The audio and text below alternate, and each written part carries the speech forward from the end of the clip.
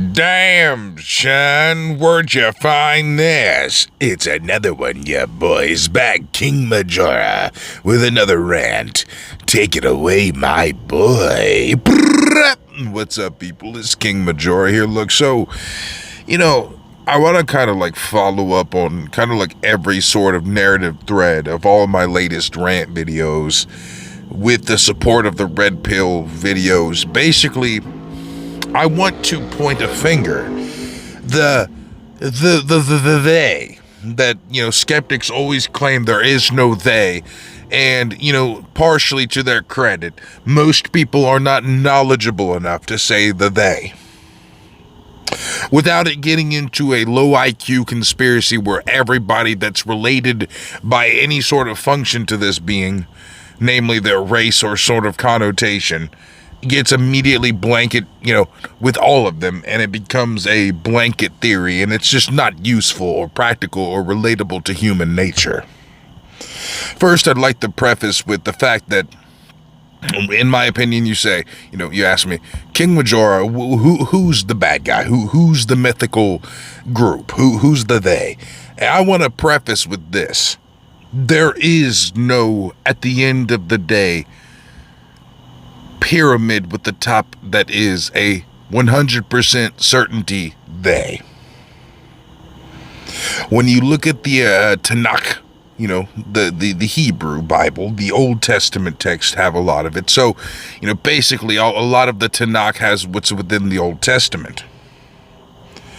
And if you really study it and what the New Testament says within just its primary language and context, there is no Satan, as in the boogeyman. It's a adversary or accuser prosecutor role, like a lawyer, within the system of the Elohim kingdom.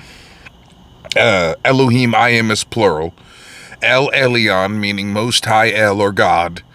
I differentiate really the term El and God because, God, and with you switch the O for an A, it's Gad. The Canaanite Elohim of fortune and luck, which, judging by how the Jews of tradition, stereotypical ones, mind you, not all, we don't blanket term anybody as an all. That's low effort or propaganda. I know nuance. But there is most of them cabal within, for example, Benjaminite tribes and, aspects of the actual historical original Knights Templar function of banking monks and propagandists with mystical intent. These people would likely follow an Elohim like Gad. So, but going back to my point of, Satan, you can't just easily, if you are actually intellectually honest, if you're, for example, an Abrahamist of Christian, Judean, or Islam that has a flavor of Satan that's a boogeyman, you gotta at least understand that in the original context that the Tanakh and the Old Testament texts were written, there was no boogeyman Satan, and there was no omnipotent deity. The closest thing being El Elyon, the Most High El, and Yotevavhe, the Tetragrammaton or Yahweh, was not described as El Elyon. There was a difference, so much so that scholars say that Psalms 82, where there is mentioning of the other deities, alongside the higher deity, is expressed, some say that Yahweh himself as a character device was warning the other Elohim of their own hubris. And I've gone into the fact that there's very little to say that Yahweh was an actual Elohim of ancient tradition and was more so like Colombia is for the United States. That being the personification goddess representing for them would be Judea and Israel under this banner of a flavor of Elohim and cultural genetic mythology.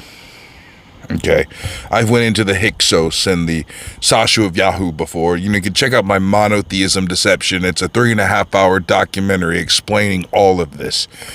But the reason I bring it up is it's not actually able to be said that Satan and fallen angels, which, going further on the Satan route, Rome, when it was basically consolidating as the Roman Empire under Christianity, Catholicism, they had the issue of Mysterium Iniquitatis, their going by basically changing the interpretations of the henotheism of the Canaanite people that the Bible stems from, putting a deity in its place, a value like levitating Yahweh to an omnipotent mythical state that's not in the Bible, creating through mistranslations and rhetoric through an illiterate populace who could only get the Bible through official sources that were preordained.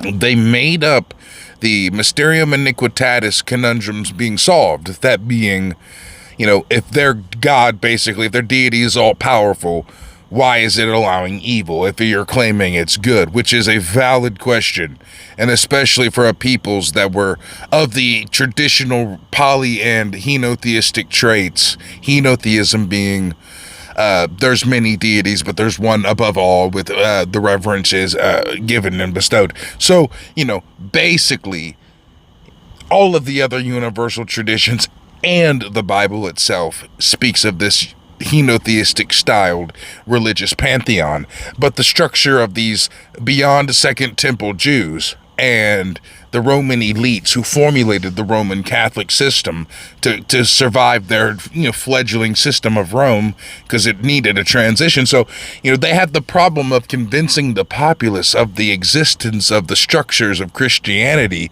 because Satan was not actually, for one, in the text, but nobody could know that because they were illiterate, and two, it's the fact that you had to basically have church fathers like Jerome and others like Canterbury and other European monasteries where they conflated the Deutero-Isaiah verse of like Xerxes or the Babylonian king that's sarcastically referenced, and it is basically given this mythological Satan that does not exist in the text.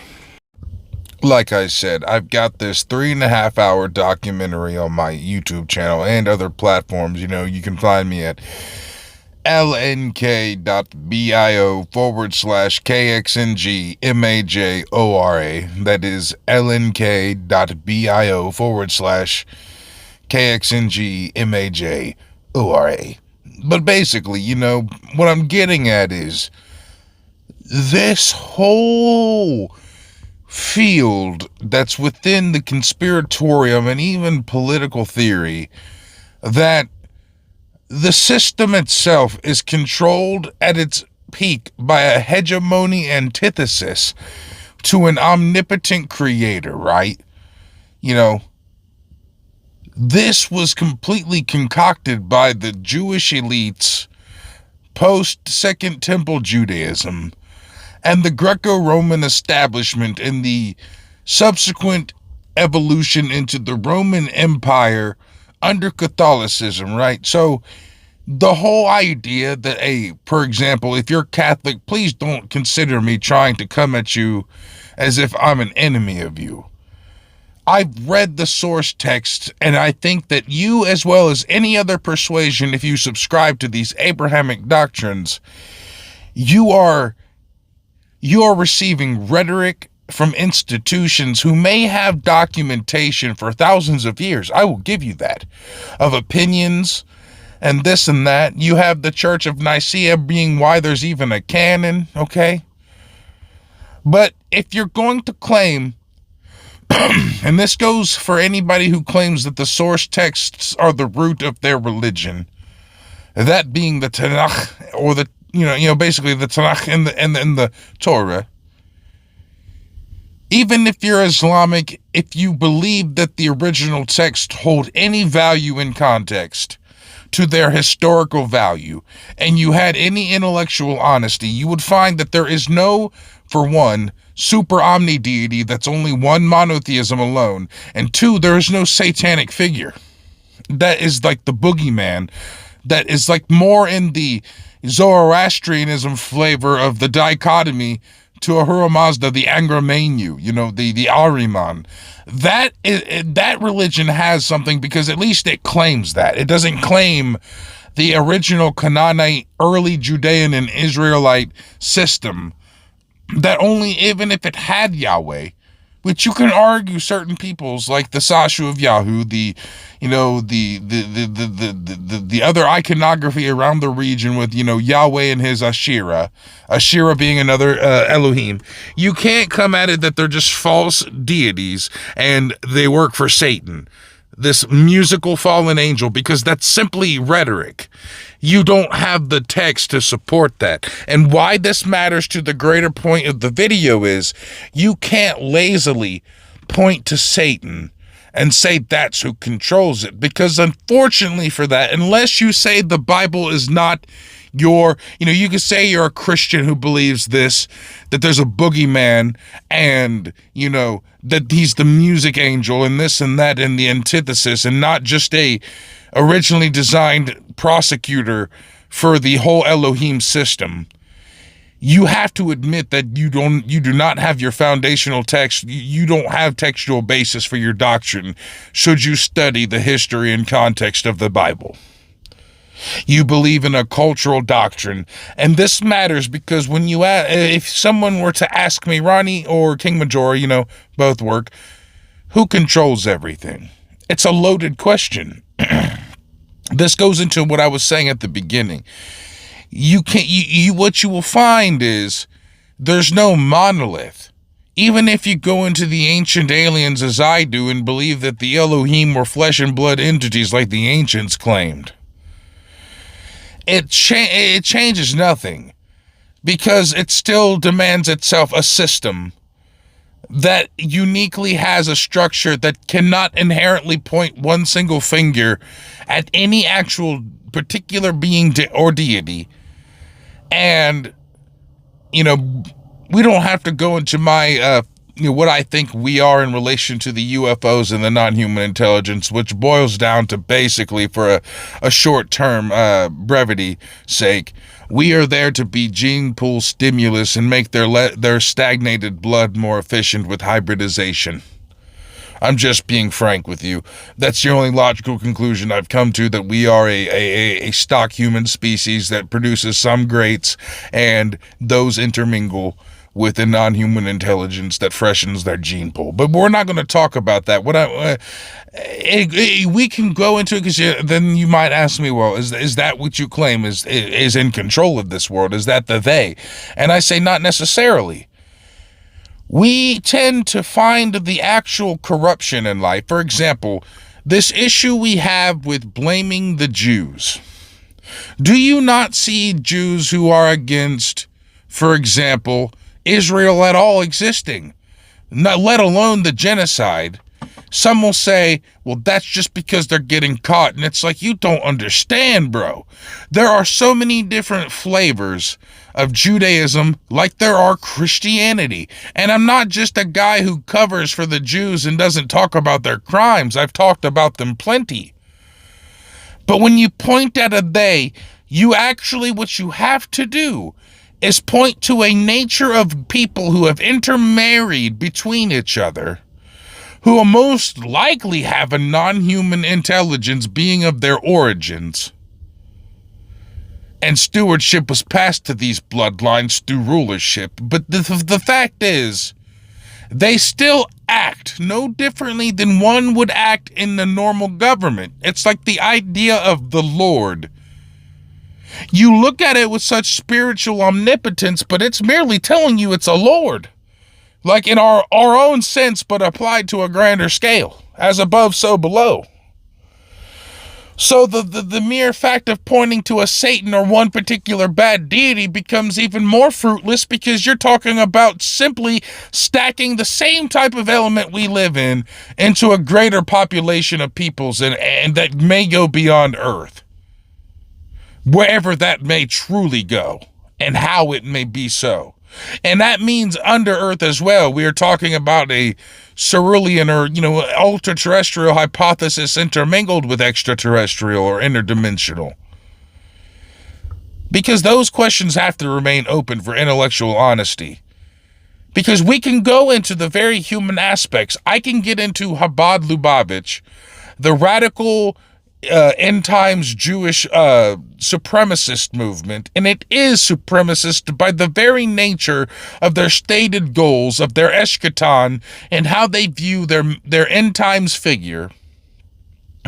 You know, Moshiach ben David, who can arguably be seen as the eschaton Shiloh Moshiach, and there's also the Moshiach ben Yosef. These are related to fusions of the Talmud and basically Zohar and Kabbalah, which is in many, I will admit, for anybody for intellectual honesty, this is a prevalent vein of Jewish thought for an already small minority of people who have overrepresentation in society. However, I've met real Jews, and that's unlike most people who discover them through these methods. They're not all cartoonish villains. So the whole idea that we must blanket term the Jews, because that's what these radicals at like Chabad Lubavitch are depending on. They don't care about the average Jew. Even if they're still small in number, even if there's still representation, these people are racially and ethnically suicidal and only want to achieve for themselves. It's no different than the Europhile nobility aristocratic elite of Europe and the average white person.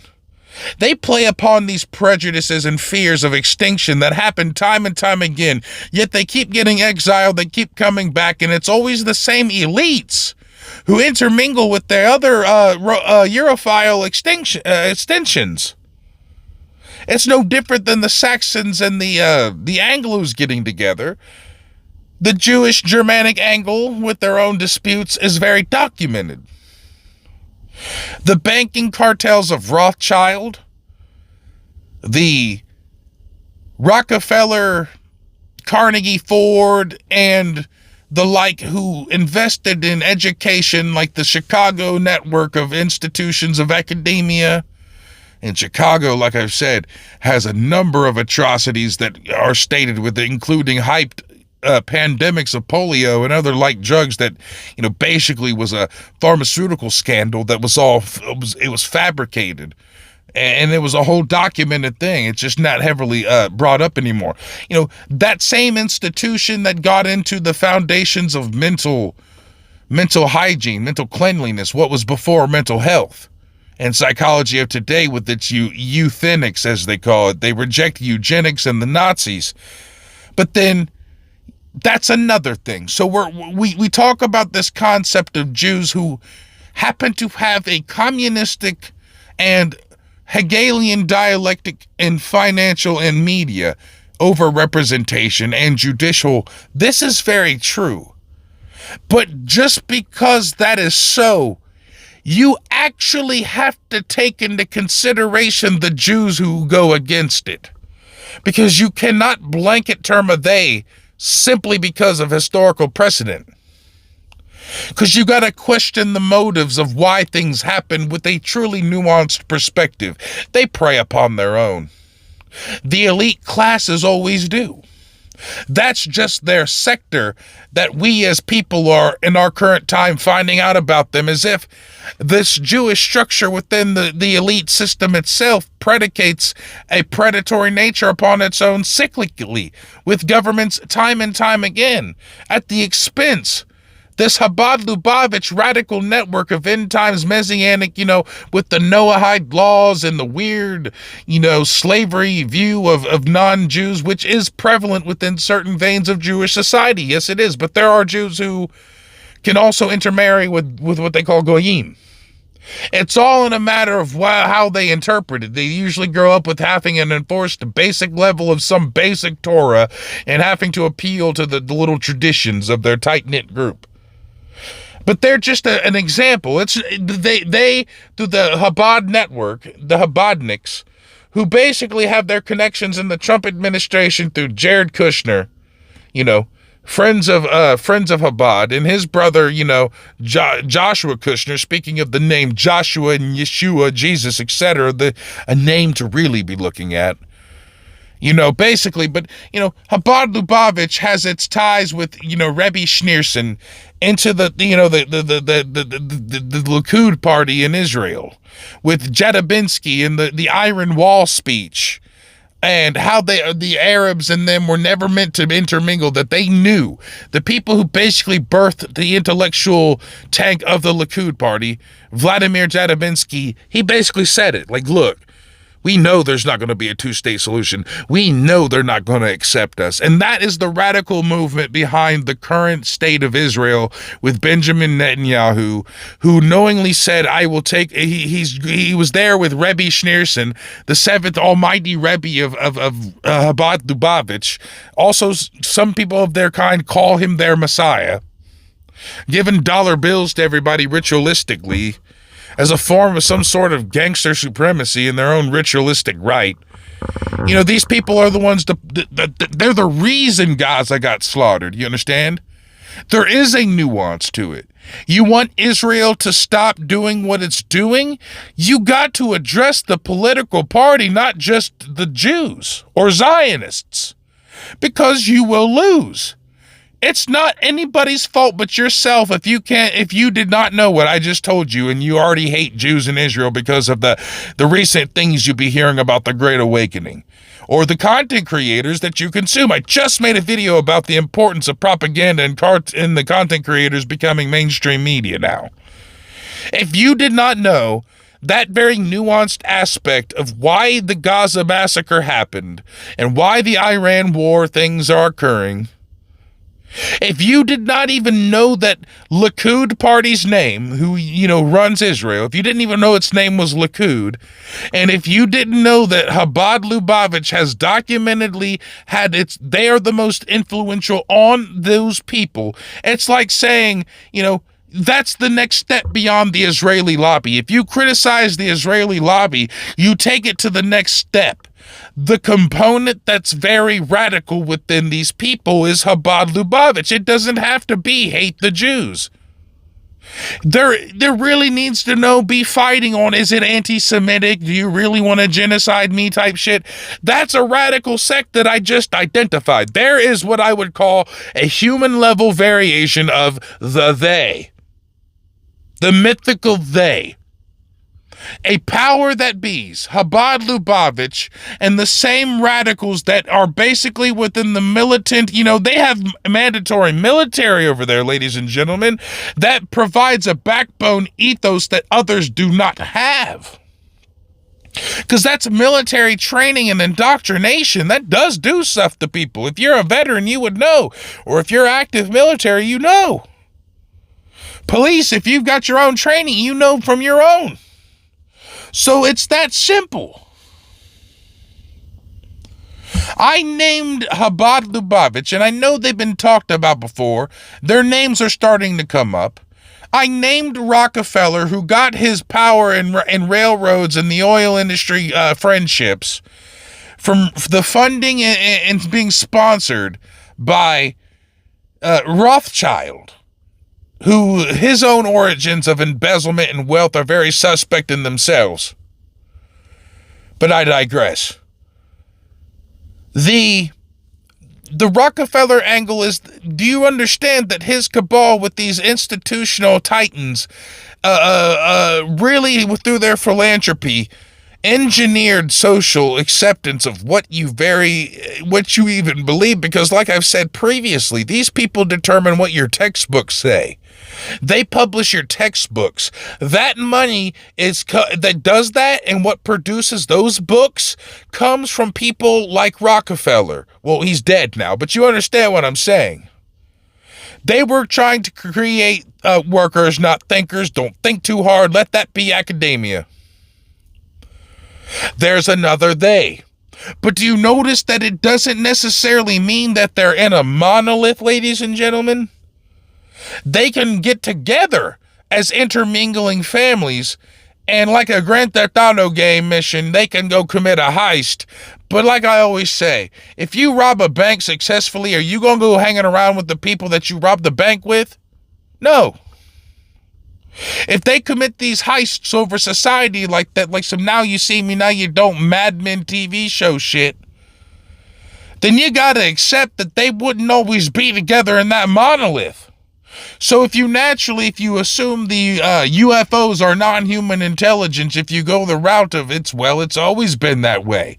Their presence has more or less always been there, as I do, as the ancient people said, then basically, you're dealing with the same concept, but on a whole nother level expanded.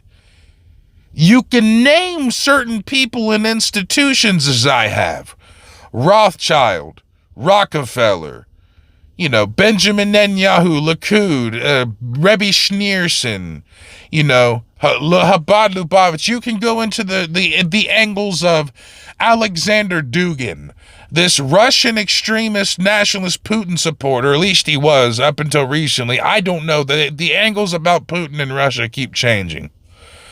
But as far as I know, this ultra-nationalist Putin supporter in Russia, this element of intelligence and affiliation promotes these content creators on social media that support alt-right talking points, anti-Zionist and anti-Jew, and they weirdly support the elements of Nazism, and it's all by social division designs.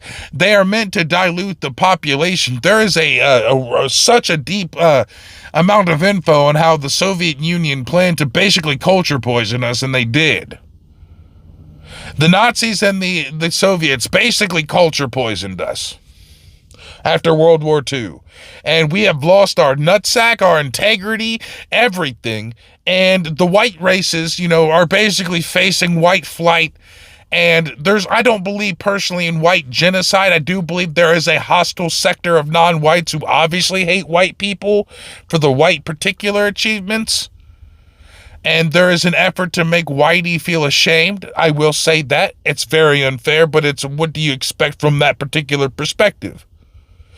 You have lost your pride and your awareness as peoples. And, these things may be by design and by these peoples, but, what is really causing the white decrease in populations, the fact that the white man and white woman aren't breeding anymore.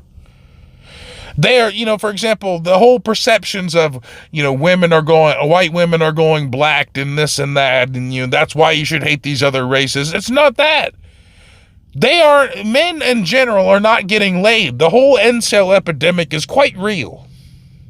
For what it's worth, when statistically women find 80% of men unattractive, that's an issue. And, you can argue in reverse that, take the makeup off. What is the real likelihood that you're attractive, so to speak? For argument's sake. But biology matters. The worker bee wants a queen bee. And there's not enough queen bee to go around for everybody to be treated equally. Let's be real. We don't like that. That's how we really would function. And there's been, for example, a social engineering psyop in marriage. And, we have this culture of pickup artist red pill people that's like, stupid slut, you should be traditional girl, modern women this. And you have very valid arguments against them. Do not get me wrong. The vanity and ego and mental illness of women due to social media and their attention-seeking nature really is exploited, and they have gained a very ill ego, a lot of them. But, basically, you really don't get that the very nature of how we treat marriage, monogamy, and this true love shit was not even how historically it was treated at all. You gotta thank Cecil Rhodes and the South African Diamond Cartel, who had so much more a surplus of diamonds that they needed to get rid of, and they wanted to sell them for a high price. They took a cutting tool, marketed it as girl's best friend with the newly developing Hollywood photo cinema system. More or less, instead of having basically a cow or a goat or some milkers or a chicken farm for the girl's hand in marriage, you gave her this diamond ring, and it means love. But arranged marriages were good for a reason. We have Hollywoodized everything, and we've brainwashed ourselves to accept this mentally ill culture that stems from pseudo-intellectuals that really began with the Industrial Revolution in the Victorian era. These midwits of that time who are no different than the weirdos that call themselves woke professors of today are, but for their own tinge back in the 1800s. And we teach the world that these people were intellectual gods of their time, mystical, esoteric peoples with a knowledge most of us have lost because some of the greater ones among them, like Lysander Spooner, have vast vocabulary and speak with an intellect. It changes nothing, though. You see, they will always change. They will have a footprint through a bloodline and a legacy of wealth and resources when they do combine. They do intermingle. Rothschild, Rockefeller, royal elites, and business titans, they do intermingle. They do become cabal-like, but they don't stay within a monolith at any given time, and there's no permanent nemesis to a good guy source that's waiting for us to be redeemed. Because even the nature of original sin is not, it's arguable. Like, for example, Mauro Bellino, former Vatican translator, top publisher in the Vatican, basically claims with the original source text that the idea of original sin is more like with a mistranslational error that, basically you're on your own. You've learned what it means to be a being that can comprehend. We're letting you out of the Eden enclosure. You will live among the other tribes, which, with Cain, him leaving to live among the other tribes of the world. If they weren't angels and Elohim, who were they? They were the other peoples. So you understand what I'm saying? You don't have a historical, we are fallen angels. You don't got that. You ain't got, we are the fallen angels. The stupid, basically Black Veil Brides fucking cringe, basically of the late 2010s. And basically you don't have that has-been hotel, Lilith loves her Samael, Liber Lilith fetish gimmick of Hot Topic that you think you do. That is not actually within the source material. The sarcastic Babylonian king and or Xerxes himself from historical Persian, 300, the Leonidas story, the Spartans, that Xerxes is likely, or a Babylonian king, the Lucifer, Hillel bin Shahar, of the Isaiah quote, which all of this mythology stemming from like Paradise Lost, Dante's Inferno levels like of Christian literature that are fiction, we amalgamize that with like I said, the illiterate populace. So, everything you believe about a renegade satanic group of inverted tranny Baphomet fallen angels, how it's said, there's a reason that people don't treat that seriously. And if you personally believe that, understand you do not have textual support for your belief. You have cultural support for your belief. And you should evaluate that. And that matters because the elite practice advanced sorcery, witchcraft, and magic, and all other types of quantum sorcery without the realistic threat of this one day God's gonna get you thing. Okay? What's more likely based on the text is, ancients is, they are the ones who are given this authority by the godly class, so to speak. The Elohim, the B'nai Elohim, the Nephilim, the Malchim, but there is no rogue element of fallen angel Satans. You may believe it. You may think that I'm just not right. How could you say that? But there actually is so much proof to that. And the reason I'm bringing this back up again is because that absolutely matters. When you point to a they, you should really consider your epistemology, and your hygiene of your thinking. I took a Clifton Strengths poll test, top 5, I'm all in strategic thinking, so I know I don't think particularly the same as everyone else. Not to say that I'm anything worthy of praise or superior to you, but I think in such a way that I need to be given the circumstantial context, the rhetoric, the propaganda, the background and what's available in its genuine source without rhetoric, and I can provide to you, for example, as I did with the monotheism deception, the lack of Satan as a boogeyman, and the lack of a God character in a monotheistic sense. And third, Yahweh's not even considered the main God or Elohim character. So, when you have all of this, my basic point with all of this, if you're still with me, I appreciate you. You know, if you're really still watching me, I don't expect anybody to. But if you do, I thank you. You know, be sure to like and subscribe. You know, I'm not trying to be condescending, but, you know, if you're watching to this point, you clearly find some sort of, you know, good message in it. You know, I'm in a, you know, basically a shadow ban hell. But anyway, you know, basically, you should really consider what exactly the they is that at any given time, the they can change, the they can form, and the they can disappear, but there is a they. I've named several. You can go into the Nazi route, the Fraternity, which was a group who basically was trading with the Nazis during World War II, people like Prescott Bush, Walker, and the like, who basically worked with them. They're actually called the Fraternity. You know, the reasons for trading with the enemy act. You've got the people who tried to commit the business plot, the puts that basically, you know, Smedley Butler foiled because basically they couldn't get him in on it. A foolish choice by, business executives, that tried to install a fascist dictatorship in the United States through an overthrow of the president. So in the 30s, that fails, and then Hitler rises. The same elements trade with Hitler, build, and then paperclip happens. All of them, like IG Farben Pharmaceuticals, Thyssen Steel, Thule Society, the people who basically made Hitler and the Nazis. I don't give Hitler this mythical state.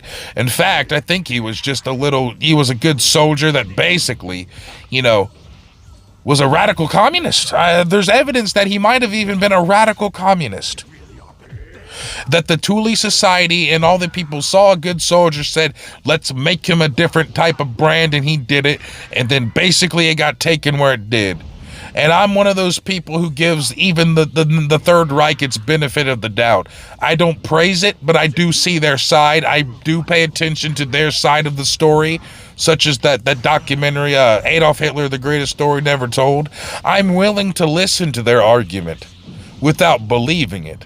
But the same thing happens with the mainstream victory of the Allies and the narratives of the Shoah, the Holocaust meaning burnt offering. And I'm not going to go into the semantics of the validity of the claim. I'm not here to do that. That's something that, for one, many of these terms of services simply would not allow, and I'm not going to disobey that, because you can find your own if you really want to get dedicated into that road. I'm not here to judge you either way you believe. It's not my place.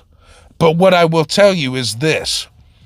No matter what you find in history, no matter what nation or coalition, there tends to be a deep state of fraternity network, a radical group of people who are just radical opportunists, revolutionaries for the sake of, and how history is determined by the victor often, and no matter if the enemy is good or bad for the victor in the real grand scheme of history, the jaded perspective is washed aside, no matter what its faults and truths really were over the truth. And we get a sanitized narrative where basically social cohesion matters over genuine raw data. I've learned this about a lot of things, and I've even studied with Grok. I know everyone has their beefs with AI, and I understand it, and I agree on certain extents tremendously. But what I'm saying is, you know, you have to wrap this up. You know, I don't want to waste your time. You know, you've been so gracious to listen. You know, you never had to. I hope you've learned something from me with this, because the whole point of what I'm saying is, out of all of the peoples that I've named, and even adding a more monotheistic, Gnostic tinge of the monad, the Archons, or a reptilian bad guy. The logic still stands. They would ultimately become the monad or God himself. You know, the blame still needs to be placed where it needs to be placed. But the they always goes into perspectives that ultimately it depends upon what particular instance, what particular theory, what particular atrocity or historical event, and what really likely happened. Really depends upon each and different thing with an extreme nuance that often gets told within these, you know, non-nuanced, blanket-termed conspiracy theories. You know, there's a reason that all of these as conspiracy theory people are now saying, like, look, we can't even talk about them anymore because they're too low IQ. And the radical dopamine structure of the doom scroll on the terminally online culture, it's just like, I'm surprised if anyone really watches this all the way through. But if you did, that shows the level of you're able to pay attention. Your attention span is so that despite my flawed delivery sometimes and going on tangents, you have followed me for 40 minutes to ramble about the various aspects of a concept of a they and the philosophical implications of it. And I just applaud you. So, you know, pat yourself on the back, you know what I mean? I don't know. But I think it's obvious that we need to really consider how we label who's to blame for things. And ultimately, especially if you're an American, you're to blame. I'm to blame. We let this happen. It's quite funny, actually. That's about all. Peace out.